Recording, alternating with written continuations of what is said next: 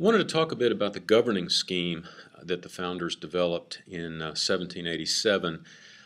You remember last time I talked a little bit about Federalist Number 10 and Madison's notion that the critical issue is controlling factions.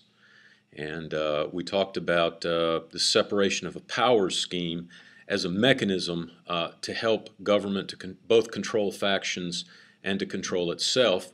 The way I've sort of reformulated this is that the big idea, according to Madison, of the federal government structure in the United States is that we're trying to develop a system for enabling the national government to do important things that need to be done, but also to not threaten liberty, the liberty of people. That's the critical issue here.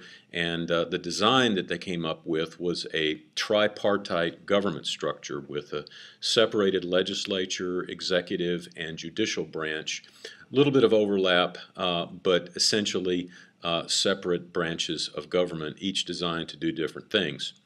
Now, as far as the Constitutional Convention was concerned, one of the most contentious issues, one of the key debates really, was about the representation scheme. And this broke down along lines that you could probably imagine. The larger, more populous, more economically developed states, in 1790 those would have been Massachusetts, New York, and Virginia. Those states were much more interested in having a representation scheme based on population. The smaller states, which would have included places like Maine and Georgia and South Carolina, would have been interested in having a scheme based on state representation. And so in the Constitutional Convention, Virginia floated a plan that would have involved two houses of a Congress, both of which were based on population. New Jersey, which was at the time considered a small state, it floated a plan with one house of Congress and one vote per state, very much like what was present in the Articles of Confederation approach. What ended up coming out of the convention was something that we have called the Connecticut Compromise, which is, of course, the groundwork for our current system with two houses of Congress, one of which is based on population. That's, of course, the House of Representatives, and the other of which is based on an absolute number of votes per state, and that's, of course, the Senate. I had you read, at least optionally, a number of Federalist entries that go into some detail about the various branches of government. I'd strongly encourage you to go ahead and read those if you have a little extra time. Federalist number 52 and 57 are both about the House of Representatives, the idea behind the House. And this is, of course, the body that is most directly representative of the people across the country. There's some wonderful rhetoric in there, especially around the notion that anyone from any kind of background could be elected to the House. There's a quote I have on the slide here: "Not the rich more than the poor, not the learned more than the ignorant, not the haughty heirs of distinguished names more than the humble sons of obscure and unpropitious fortune.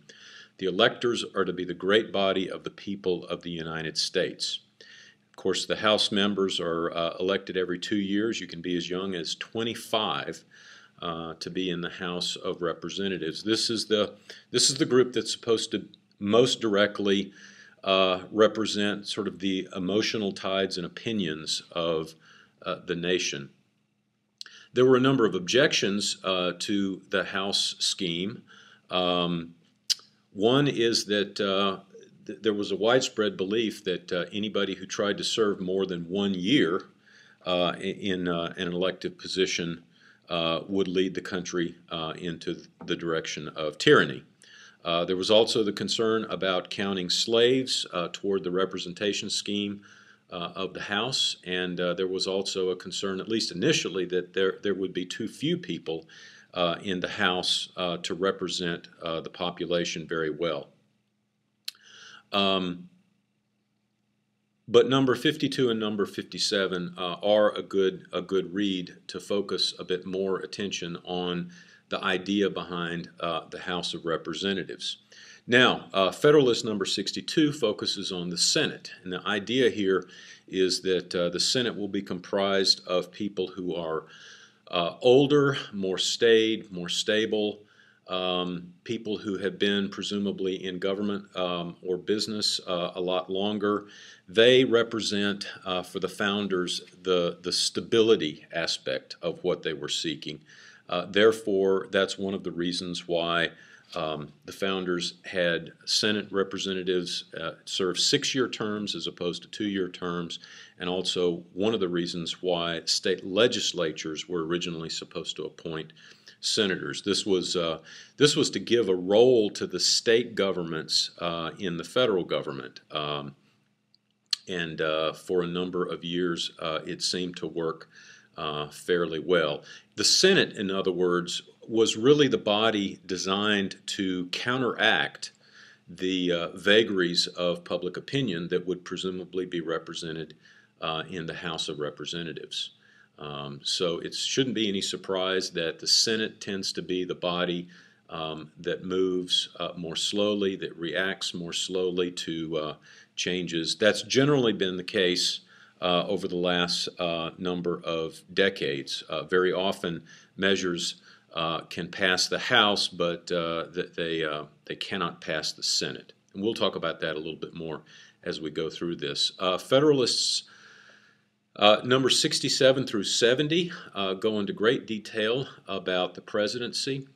If you remember, one of the chief concerns of the Constitutional Convention was that we did not want to set up a dynamic in which the new United States would go the direction of Europe and create our own version of monarchy. So much of the design of the Constitution is around limiting the powers of the presidency. We'll talk about this over the coming days. I think we have been fairly successful in doing that. One of the early discussions, and you'll see this whenever you read Federalist 67 through 70, one of the early discussions was about whether we should actually have multiple individuals serve as president.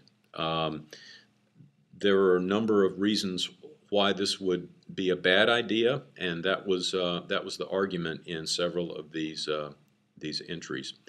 Finally, Federalist 78 through 79 focus on the judiciary.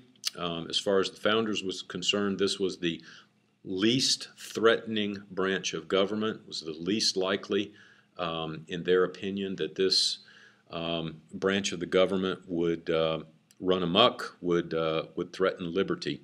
As we get to discussion of the development of the judiciary and the role of the Supreme Court, you'll see that perhaps there are some things to be worried about with regard to the judicial system. So finally, just to recap, the governing idea here is to control factions and also to control the government itself. This will be done by a separated powers system such that each branch of government can balance the others. This is a system designed to allow public opinion to influence what happens in government, but to counteract quick changes in public opinion. And it's a way to kind of harness the power of factions in a manner that can lead to the good of the entire nation.